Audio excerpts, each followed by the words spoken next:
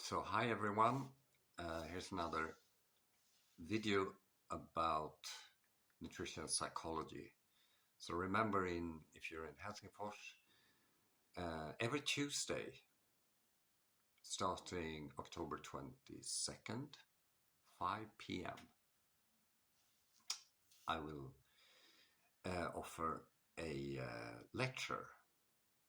It's a lecture series about nutrition psychology, and it's not free of charge, but you have to check it out before you make up your mind.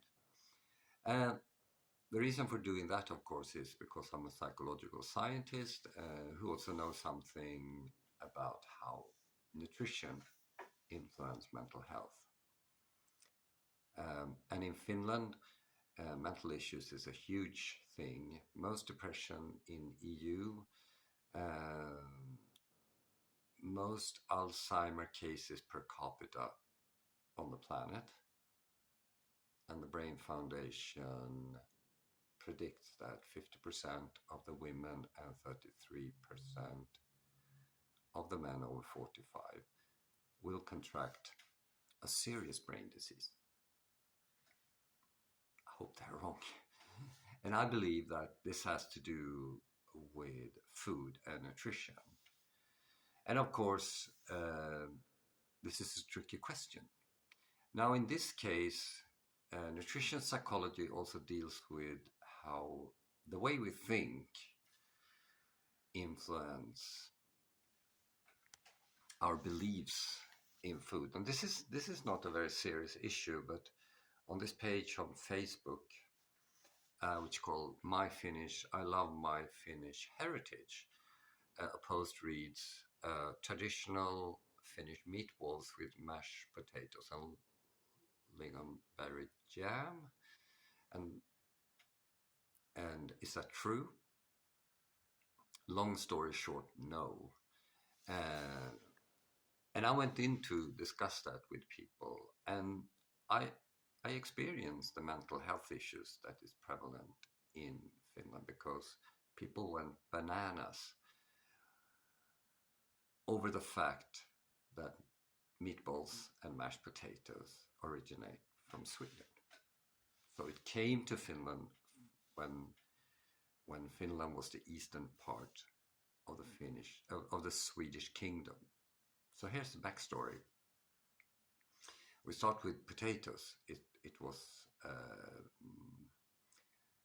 grew in northern South America, and it was brought to Spain by one of these conquistadors. And in 1650-ish, it arrived to Uppsala University, where a professor planted it in the university garden, which is now named after the famous Carl von Linné. That's the guy who named all the plants and animals and stuff like that in Latin.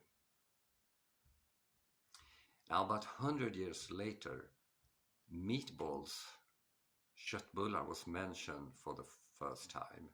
But this is 1755. And it was a chef, Kajsa Warg, and she wrote a book like a study manual for young women. Now, 1700 something, women ruled the kitchen, and she gave them a little help, and for that purpose, she introduced the concept meatballs. Now, why is it hard for people to accept simple facts like this? Well, Finland is bilingual. Okay, there's two official languages. So since the Viking era, the Swedish language. But then Russia invaded Finland, and they wanted to suppress the language, of course, because Sweden and Russia at that time was arch enemies. And they proposed a language that had not been spoken by the majority population because it was a Uralic language. Long story short, this language has now become the majority language, which is spoken by 87% of the population, whereas Swedish is spoken by 47% of the population. Now, language brings culture, which I write about. And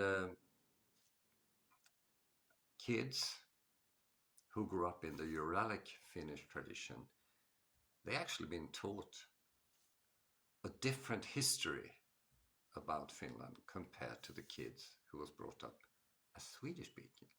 That's interesting, of course. And in that context, Swedish meatballs becomes part of the Uralic-Finnish heritage. Who could have known? See you next time.